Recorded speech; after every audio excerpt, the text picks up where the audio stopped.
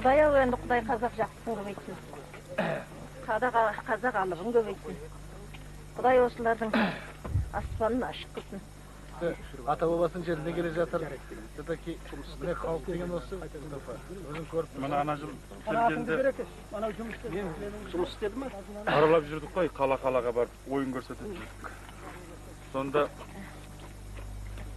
ұмытпаймын, сол Жамбылға қуып бөлген екен. Ол Семей облысынан келді, 5-6 жігіт, дәу жігіттеріміз. Халықпен кездесіп отырдық, бір сұрақ қойды.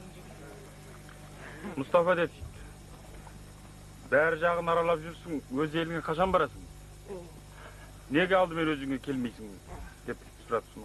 Халық деген жиылып отырған, не түсіріп жатыр, журналистер тұр. Сосын мен айттым, біздің ел жағынан нашар жігіттер шықпайды дедім. Алдымен өз еліне қашып кет деп айтқызбаймын. Бәр жағын бітірем де бір жолата ауылыма барам. Бүгін міне Сөз тапқанға қолпа жоқ. Дәм тартқан күні. Дәм тартып реті келіп, бүгін келіп. Бекеңнің артында Қабанбайдың аруағы өзі елімізге келіп бұлай. Бір түрлі болады екен, жаңа ағыда айтып жатырмын мен. Енді елдің ішінде жүрген адам сезінбейді оны. Сол келгенде адам іші бір түрлі болып, толқынып істеді екен.